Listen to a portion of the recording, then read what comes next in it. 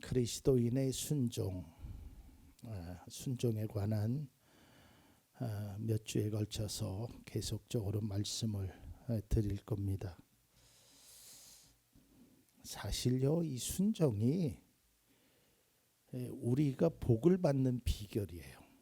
정말 중요한 건데, 이제 우리가 순종이 잘못된 순종을 강요받다 보니까 오히려 그것이 순종에 대해서 그 순종이 아주 귀한 것임에도 불구하고 그 순종에 대해서 반감을 갖게 되는 그리스도인들이 그렇게 되었다는 거예요.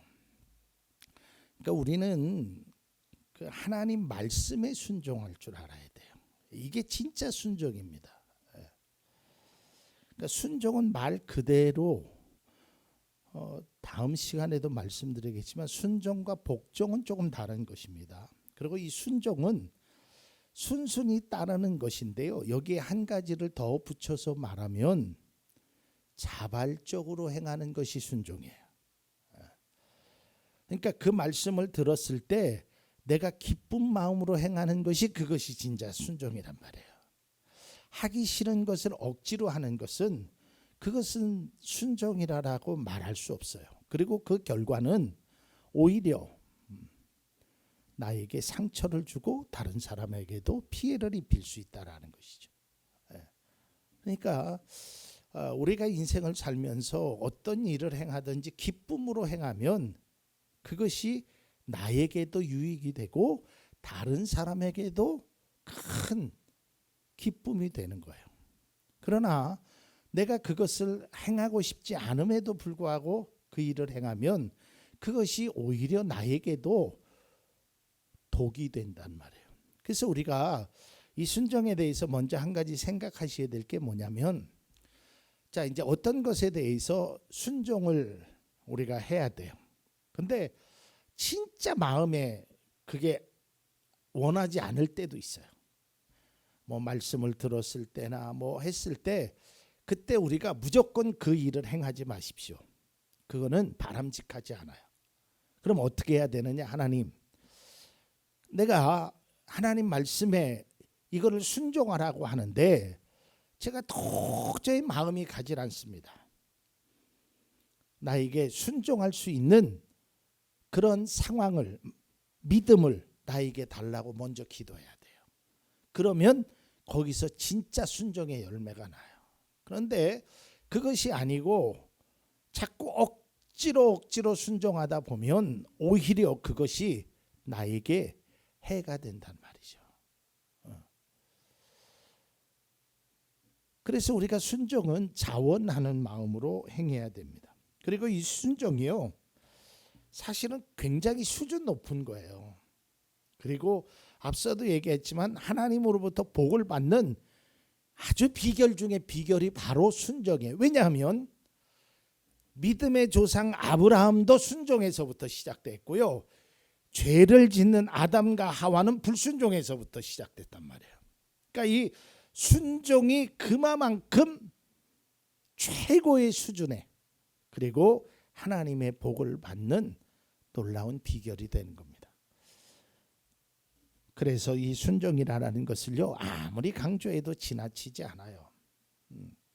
그러니까 여러분, 그것을 순종을 기쁜 마음으로 행해야 돼요. 근데 제가 이 자리에서 말씀드리기는 좀 그렇지만 아무튼 잘못된 순종 때문에 상처 입은 사람들이 많아요. 그런 일에는 우리가 순종하지 않아도 돼요. 그거는 하나님의 그 기준에, 말씀의 기준에 의해서 순종하는 것이지 우리가 아무거나 다 순종하는 것은 바람직하지 않다라는 거예요. 자, 로마서 5장 19절 말씀을 보겠습니다. 아주 중요한 말씀입니다. 한 사람이 순종하지 않음으로 말미암아 많은 사람이 죄인으로 판정을 받았는데 이제는 한 사람이 순종함으로 말미암아 많은 사람이 의인으로 판정을 받을 것입니다. 여기서 순종하지 않은 것은 아담과 하와를 얘기하고요. 순종한 것은 예수 그리스도를 이야기하는 겁니다. 그러니까 순종하지 않은 결과, 순종의 결과가 이마만큼 다르다는 거예요. 순종은 굉장히 중요한 의미를 깨닫고 있습니다. 말하고 있습니다. 그러니까 우리가 이 순종의 의미를 깨달아야 돼요. 여러분, 앞서 낮 시간에도 얘기했지만 합당한 삶을 살지 못하잖아요. 그러면 그것이 폐기된다니까요. 자, 제 강대상에 리모컨이 4개가 있거든요. 이 리모컨으로 딱 킵니다. TV를 켜고 에어컨을 킵니다. 에어컨을 켜는 순간 에어컨은 이 전파를 탁 받아서 에어컨의 바람이 탁 나와야 돼. 이게 나오지 않잖아요. 그러면 저 에어컨은 고장난 에어컨이라고 그래요. 그래서 고침을 받아야 되든지 아니면 폐기 처분돼야 된단 말이에요. 지금 이 에어컨이 제 말에 지금 순종하지 않아요. 내가 분명히 시원해져라 하고 계속 눌러대는데도 쟤는 아주 적당하게 지 하고 싶은 대로 하는 것 같아요 지금. 그러니까 굉장히 교회가 덥잖아요. 그러니까 제 마음이 아주 불편해요. 저 에어컨에 대해서. 그러니까 고치든지 뭔가가 있겠죠. 마찬가지 하나님이 나에게 리모컨을 탁 해서 너는 이렇게 행하라 그랬는데 내 맘대로 행하는 거예요. 하나님이 원하시는 대로 행하지 않는 거예요. 그러면 하나님이 불편하시단 말이에요. 나를 바라보는 것이 그것이 원치 않는단 말이에요. 순종을 통해서 제가 앞서도 얘기했지만 순종이 큰 복을 받는 비결이라고 그랬는데요. 몇 가지만 보면 이거 아브라함은 하나님 앞에 순종함으로 믿음의 조상이 되었고요. 이삭은 하나님의 말씀에 순종하여서 흉년 때에 100배의 결실을 맺습니다.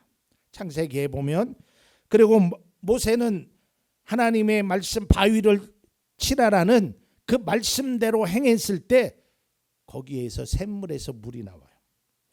나아만 장군은 하나님의 종 엘리사가 요단강에서 7번 목욕하라라는 그 말씀에 순종했을 때 그의 병이 나았단 말이죠. 마리아는 순종함으로 예수님의 어머니가 됩니다. 누가복음 1장 38절을 보겠습니다. 마리아가 말하였다. 보십시오. 나는 주님의 여종입니다. 당신의 말씀대로 나에게 이루어지기를 바랍니다. 천사는 마리아에게서 떠나갔다. 이거예요. 하나님의 말씀대로 나에게 이루어지길 바랍니다. 하나님이 말씀하신 대로 내가 행하겠습니다. 이게 순종이란 말이죠. 또한 베드로는 주님의 말씀에 순종해서 만선의 기쁨을 얻게 됩니다. 물고기를 많이 잡았죠. 그리고 순종해서 꼭 빠질 수 없는 최고의 순종은 예수님의 순종입니다. 빌립보서 2장 8절 자기를 낮추시고 죽기까지 순종하셨으니 그 십자가에 죽기까지 하셨습니다. 죽기까지 순종한 것이 예수님이란 말이에요. 결국은 어떻게 됐어요? 빌립보서 2장 8절 이하를 쭉 읽어보세요. 모든 사람들이 무릎을 꿇고 그 순종의 결과는 놀라운 은혜라니까요. 여러분, 우리가 이 순종할 때 꼭 깨달아야 될 것은 낮 시간에도 그런 말씀을 드렸지만요. 순종하는 것이 다른 사람을 위한 것이라고 생각하면 안 돼요. 결국은 나를 위한 거, 내가 복을 받는 비결이란 말이에요. 하나님 말씀에 순종한 말이죠. 그러니까 순종도 바른 것에 대해서 순종해. 아무거나 말 다 잘 듣는다고 그게 바람직한 것이 아니에요. 그건 바보 같은 거예요. 그건 무지한 거예요. 정말 하나님의 말씀의 진리에 순종해야 되는 거예요. 불의에 순종하는 것은 그건 바람직하지 않아요. 아무리 내가 책임진다 그래도 나쁜 일을 행하라 그 말에 순종하는 것은 그건 바람직한 것이 아니라니까요. 진리와 함께 기뻐하는 거고요. 진리를 통해서 행하는 것이 그것이 진짜 순종이라는 거예요.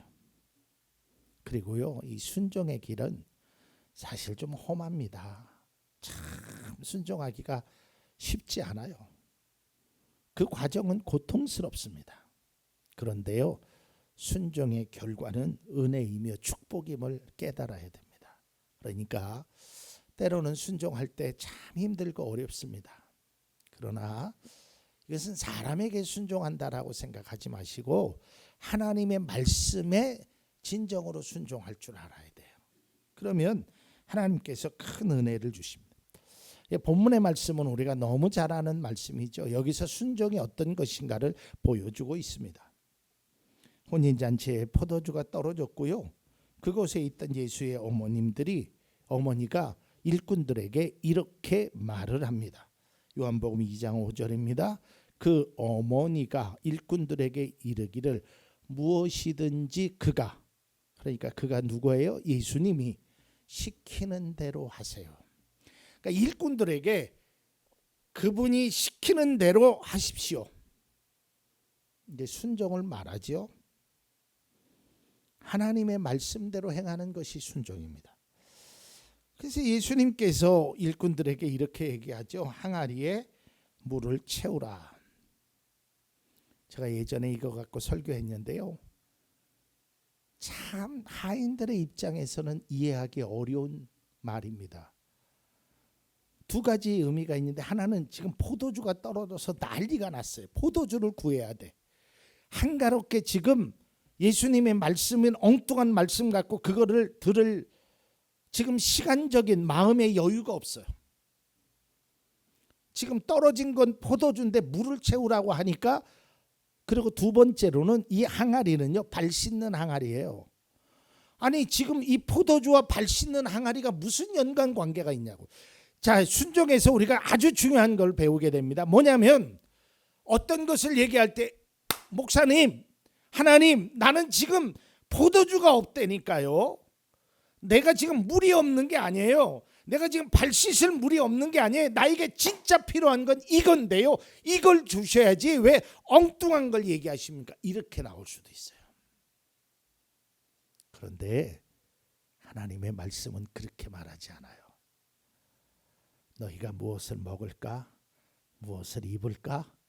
무엇을 얻을까? 그런 거 걱정하지 마.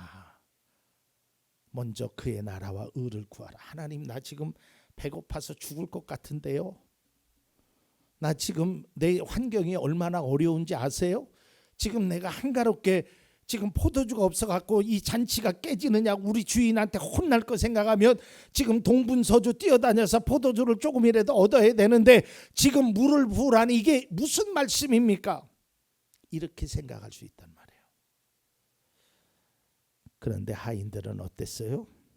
2장 8절 보겠습니다. 예수께서 그들에게 말씀하시기를 이제는 떠서 잔치를 맡은 이에게 가져다 주어라 하시니 그들이 그대로 하였다.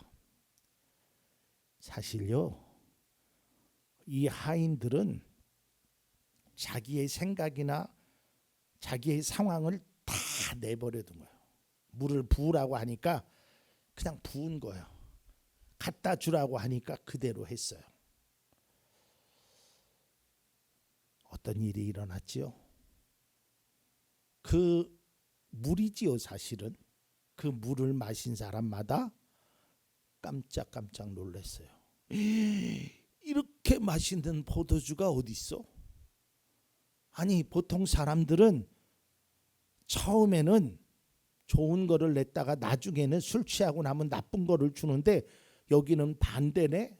깜짝깜짝 놀랐잖아요. 여기서 결론입니다. 순종의 결과는 놀라운 일을 경험하게 되는데요. 이것은 순종을 통해서 순종을 행하는 사람만이 느끼는 희열이란 말이에요. 저는 이곳에 계신 또 우리 사랑하는 청주 참좋은교회 성도들이 순종을 통해서 누구도 느끼지 못하는, 누구도 알 수 없는 그 희열, 그 기쁨, 그 놀라운 그것의 주인공이 될 수 있기를 바랍니다. 다른 사람들은 잘 몰라요. 아, 이 일이 어떻게 된 거야? 이 포도주가 왜 이렇게 맛있어? 어떻게 된 거야? 다들 놀랬지요. 그러나 누구는 알아요? 순종한 하인들은 알아요. 여러분, 때로는요, 사람들이 우리를 보고 하는 말이 그런 말이 있잖아요. 아유, 저 사람 어떻게 살지? 어떻게 하지? 제가요 2016년도에 그것도 딱 요만 8월 달이에요. 딱 6주년 예배를 앞두고 제가 교회에서 사임했습니다. 일주일 전에. 그리고 나서 9월 달에 탑동 지하실로 들어갔는데요. 그때 사람들이 이런 말 했어요. 비아냥거리면서 이현구 목사는 절대 목회 못할 거다. 돈도 없고 능력도 없고 특별히 돈이 없어서 교회를 얻을. 그러고 비아냥거렸어요. 사실 그랬어요. 현실로 바라보면 돈도 없었어요. 아무것도 없었어요. 그런데 지금은 그래도 불편하지 않게 예배드리고 없는 것 없이 예배드리잖아요. 다른 사람들은 이해하지 못할 거예요. 저 사람이 돈이 어디서 나서 그걸 했지? 돈도 없는 사람이 교회 차는 어떻게 샀지? 건물은 어떻게 얻었지? 의자는 어떻게 바꿨지? 하나님의 은혜예요. 그 사람들은 몰라요. 우리들은 안단 말이에요. 왜? 하나님 앞에 순종했으니까. 하나님 앞에 기도했으니까. 저는 이러한 순종의 결과가 우리 사랑하는 성도님들의 삶에 정말 내가 그 기쁨, 그 희열을 느낄 수 있어야 된단 말이에요. 다른 사람은요, 그걸 느끼지 못해요. 내가 경험하고 내가 알아야, 내가 순종의 결과로 다른 사람은 그냥 그 포도주를 물이 포도주가 된 걸 먹으면서 아, 맛있다. 아, 이 맛있는 게 어디서 났지라고밖에 생각 못해요. 그러나 하인들은 알잖아요. 마찬가지예요. 세상의 사람들이 청주 참전교회를 바라보고 우리의 형편을 아는 사람들이 저 교회 곧 문 닫을 것 같은데, 곧 문을 닫을 것 같고 어디도 못 갈 것 같고 안 될 것 같은데 어떻게 여기까지 왔지? 이상하다. 순종의 결과란 말이에요. 하나님이 해주셨단 말이에요. 누구의 순종? 우리 믿음의 공동체의 순종을 통해서. 그저 부족하지만 어렵지만 힘들지만 하나님의 말씀에 순종해서 지금까지 왔고, 지금까지 하나님이 은혜를 주셨고 앞으로도 그런 은혜를 주신다는 거예요.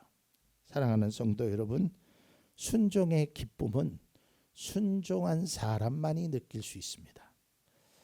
이러한 기쁨을 우리 이곳에 있는 모든 성도님들이 누릴 수 있기를 바랍니다. 다른 사람은 몰라요. 그러나 우리는 알아요. 나는 알아요. 내가 하나님 앞에 순종했더니 하나님이 이렇게 나에게 은혜를 주셨다는 것. 순종의 그 축복이, 그 은혜가 여러분의 가정에, 귀한 자녀들 속에, 믿음의 공동체 속에 넘치기를 간절히 축원합니다.